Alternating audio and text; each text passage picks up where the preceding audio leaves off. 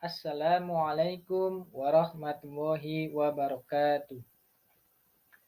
Perkenalkan, nama saya Lukman Setiawan dengan NIM 2019281013770. Program Studi Ekonomi Syariah 7D. Dosen pengampu Babak Sumarno MM. Izinkan saya untuk mempresentasikan materi perubahan harga relatif, pengaruh inflasi, harga trade goods guna memenuhi tugas penilaian akhir semester pada mata kuliah evaluasi proyek. Mari kita simak bersama. Baik, pembahasan pada materi ini yaitu memuat daftar isi tentang perubahan harga relatif, pengaruh inflasi terhadap benefit dan biaya proyek, kemudian harga trade goods.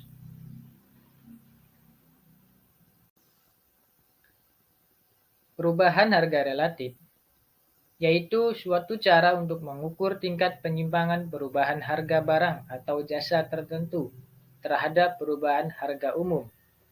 Seluruh barang atau jasa, misalnya harga barang atau jasa umum naik 10%, harga barang tertentu naik 32%, maka perubahan harga relatif yaitu 12%. Dalam suatu proyek, biasanya cara yang bisa digunakan untuk membuat perbandingan standar yang tepat untuk harga-harga relatif dengan metode yang dirancang dalam suatu proyek riset penting 3 dekade adalah menilai konsumsi di seluruh dunia menurut suatu harga umum internasional. Harga-harga itu adalah rata-rata terimbang harga-harga dunia dan timbangannya adalah konsumsi global produk yang digunakan dalam suatu proyek dan jasa terkait. Pengaruh inflasi terhadap benefit dan biaya proyek. Inflasi mempengaruhi tingkat harga. Bila benefit dan biaya-biaya dinyatakan dalam satuan mata uang menurut harga-harga yang berlaku, keduanya akan terpengaruh oleh laju inflasi. Sebagian besar dari biaya proyek dikeluarkan pada tahun-tahun permulaan, seperti misalnya biaya investasi. Sebaliknya, sebagian besar benefit proyek diperoleh pada tahun-tahun akhir proyek. Oleh sebab itu, efek dari laju inflasi terhadap besarnya benefit berdasarkan harga yang berlaku lebih besar daripada efek inflasi terhadap besarnya biaya. Dengan kata lain, adanya inflasi memungkinkan timbulnya kekeliruan dalam membandingkan benefit dan biaya proyek berdasarkan harga yang berlaku. Sebagai contoh, kebutuhan menyesuaikan arus biaya dan benefit agar dinyatakan menurut harga konstan suatu tahun tertentu dapat timbul menurut 3 asumsi di bawah ini, yaitu data tentang harga-harga dalam proyek berasal dari 1 tahun sebelumnya. Misalnya, Badan Perencanaan Program Investasi ingin membandingkan benefit persis sebuah proyek. Pabrik tekstil dengan alternatif investasi lainnya. Keterangan tentang harga-harga yang akan berlaku dalam tahun ini, yaitu 1990, belum tersedia. Jadi, sebagai dasar untuk perhitungan biaya dan benefit proyek, diambil angka-angka dari perkiraan rugi laba dan neraca suatu perusahaan tekstil dalam tahun 1988 yang teknologi maupun skala produksinya serupa dengan proyek baru.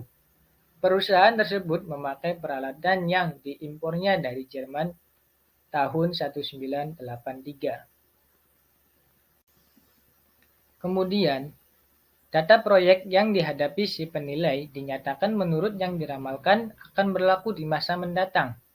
Dalam hal ini, langkah pertama yang perlu dilakukan adalah menanyakan pihak yang dalam mempersiapkan proyek mengenai asumsi-asumsi tentang inflasi yang mendasari proyek tersebut.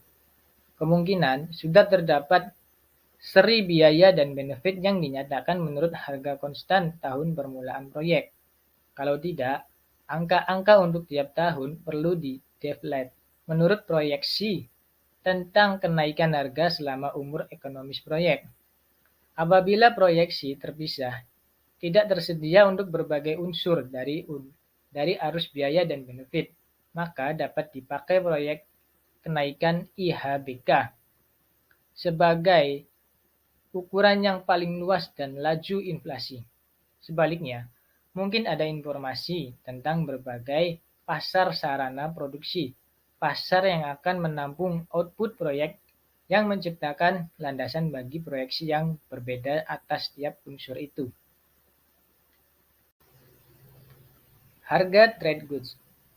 Jika bahan-bahan atau peralatan yang dipakai dalam proyek merupakan barang yang diperdagangkan, maka yang harus diperhitungkan sebagai biaya adalah harga di perbatasan daripada bahan atau peralatan tersebut.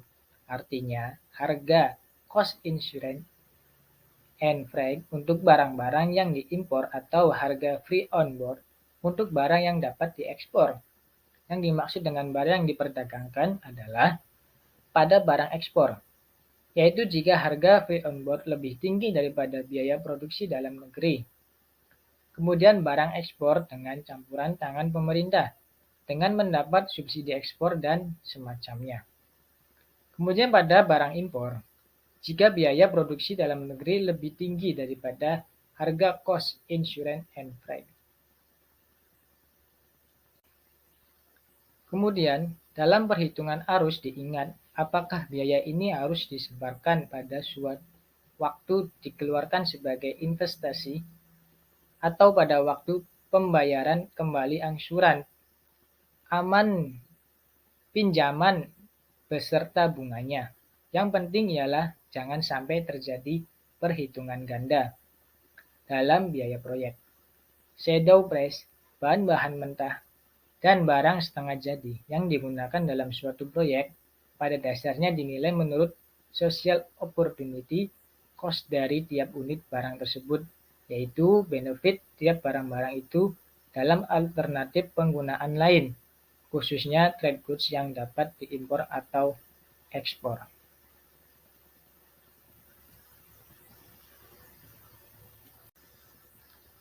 Demikian yang dapat saya sampaikan. Kurang lebihnya mohon maaf. Semoga bermanfaat. Terima kasih. Wassalamualaikum warahmatullahi wabarakatuh.